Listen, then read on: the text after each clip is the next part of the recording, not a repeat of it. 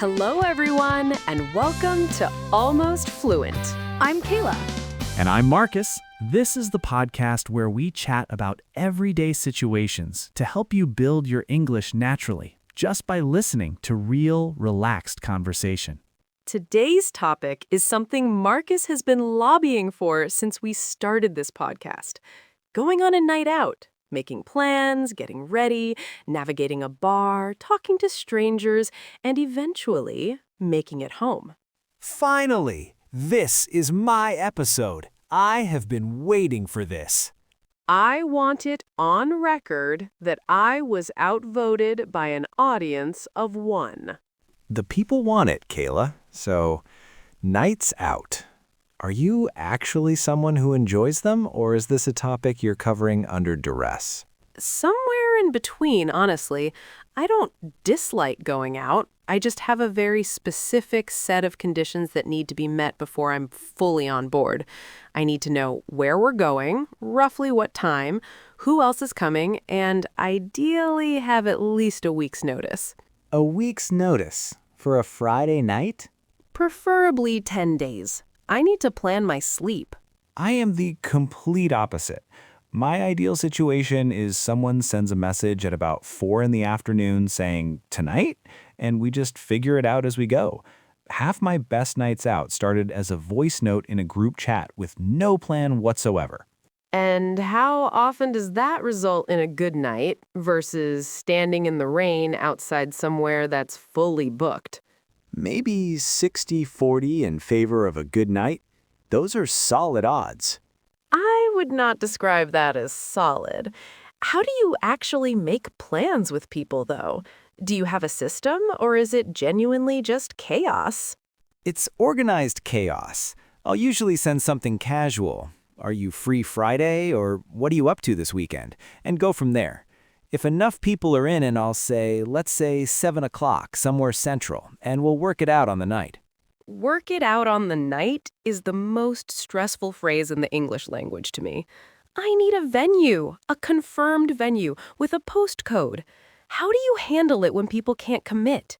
I just say, let's play it by ear, and check back in on the day. Most people who say they might be able to make it actually show up if you remind them. I respect that approach, even though I could never do it. I'm more of an I'll pencil you in and send a reminder 2 days before kind of person. I also tend to book somewhere in advance, which not everyone appreciates. You booked a venue and sent reminders for a casual Friday night. Organization is not a personality flaw, Marcus. What about getting ready? How long does that take you? 20 minutes at most. Shower, get dressed, done. I already know what I'm wearing before I get in the shower. Decision made. Done. 20 minutes, including deciding what to wear.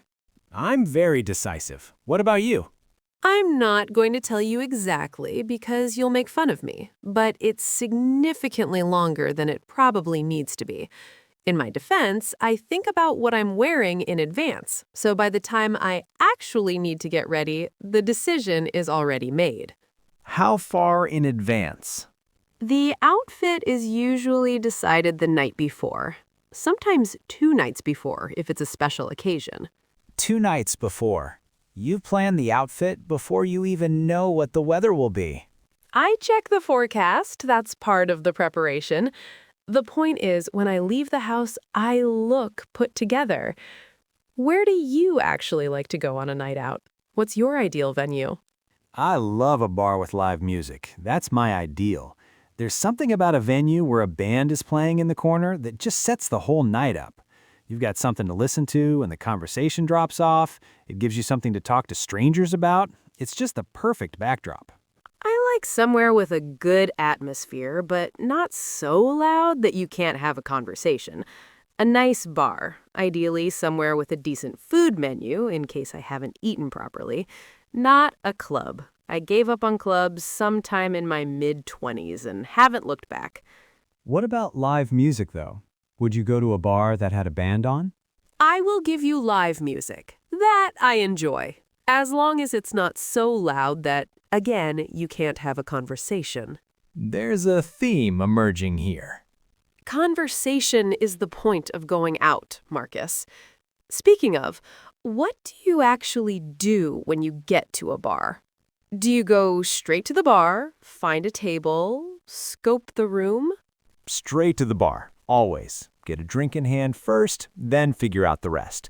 I'll usually catch someone's eye while I'm waiting and just start chatting. Bartenders, the person next to me, whoever. And what do you say? Because I think a lot of people find that genuinely hard, just striking up a conversation with a complete stranger. You find something in common with your surroundings. If there's a game on, you comment on the game. If the bar is busy, you might say something like, "This place is packed tonight." If there's music, "Have you seen these guys before?" Something low stakes that just opens a door. You're not trying to have a deep conversation, you're just breaking the ice. Breaking the ice is a great phrase for this. It means making the first move socially, getting past that initial awkwardness. And you're right that the key is keeping it low stakes. A lot of English learners worry about saying exactly the right thing, but really, it's more about showing you're open to talking than what you actually say. Exactly. And people are generally more receptive than you expect, especially in a bar. Everyone's there to socialize. Are you someone who talks to strangers on a night out? Honestly, not naturally. I'm more reserved in new social situations. I take a while to warm up. I'm fine once a conversation has started, but I rarely initiate with someone I've never met. So what changes it for you? What's the point in the night where you relax? Probably after I've had a drink, settled in, and had a good conversation with whoever I came with. Once I feel at ease in the space, I'm much more open. It's like, hypothetically, if Marcus and I had been out somewhere and we'd been talking and laughing for half an hour, I'd suddenly find I was chatting to the people next to us without even noticing it had happened. I've seen this in action. It's like a switch flips. What about drinks? Are you someone who knows exactly what they want at a bar, or do you go blank when someone asks? I usually know. I have a short list of things I like, and I rotate through them. I won't stand there going, for 90 seconds while people queue behind me. I'll order basically anything. If I don't know what I want, I'll just say, "What do you recommend?" or "What's good on tap?" and go with whatever they suggest. It's also a good way to start a conversation with the bartender. That's actually a useful approach for anyone who feels overwhelmed by choice. Most bartenders are happy to make a recommendation. You can also just say, "Same again," if you want another round of the same thing.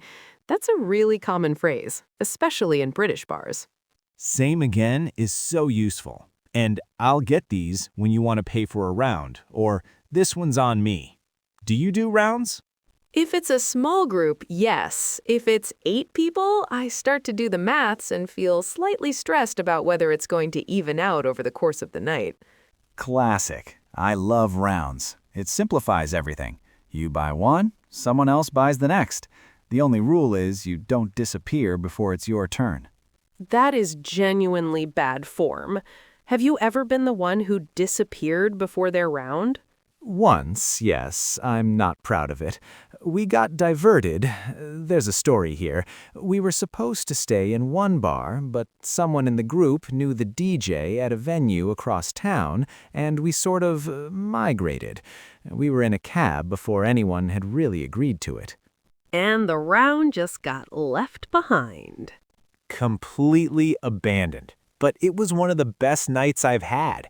We ended up at this tiny basement venue with maybe 40 people in it, and this incredible jazz band, and we stayed until closing time.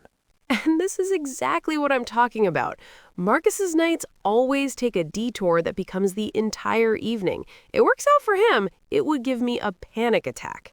It was genuinely one of those nights where going off plan was the whole point. "Let's make a move," someone said that, and suddenly we were in a cab. Make a move? That's worth noting.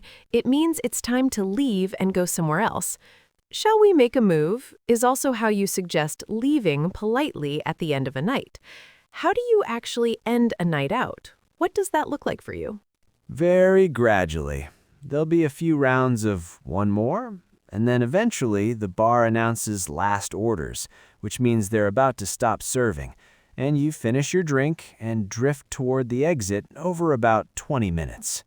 Last orders is a phrase you'll hear in pubs and bars. The staff call it out before closing time to let you know you can get one final drink. It's usually about 15 to 20 minutes before they actually close. Then they ring a bell or call "time please," which means they've stopped serving altogether. If you're in the US, you'll more commonly hear "last call." Same idea, just different wording. And then regardless of where you are, you stand around chatting for another half hour even though you're technically supposed to be leaving. I think everyone has done that at some point. Do you split the bill at the end, or have rounds usually sorted it? Rounds usually sorts it informally, but if it's complicated, I'm fine splitting evenly. I don't want to be sat there calculating individual items. That kills the vibe. I am discreetly that person. What time do you typically call it a night? Depends completely. Sometimes midnight, sometimes much later if it's a really good one. I don't go in with a plan. I always give myself a cutoff time. Midnight is usually it for me. I decide in advance when I'm leaving, and I stick to it. Actually, the last time I went out, I'd booked a taxi for midnight before I even left the house. You had the taxi booked before the night started.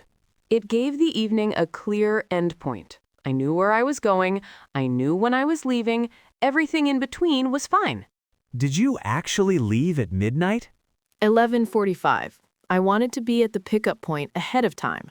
She preemptively left a night out to wait for a taxi that wasn't arriving for 15 minutes. Unbelievable.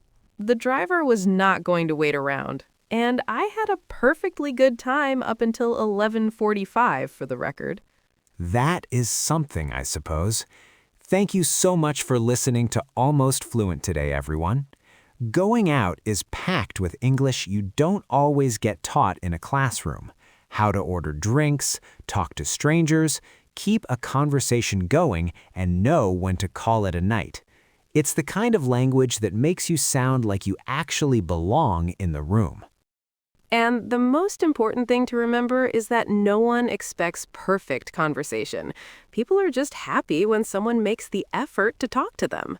So next time you're out somewhere and you want to break the ice, start small, keep it low stakes, and see where it goes.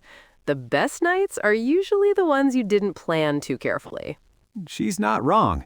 We'll see you in the next episode. See you next time on Almost Fluent.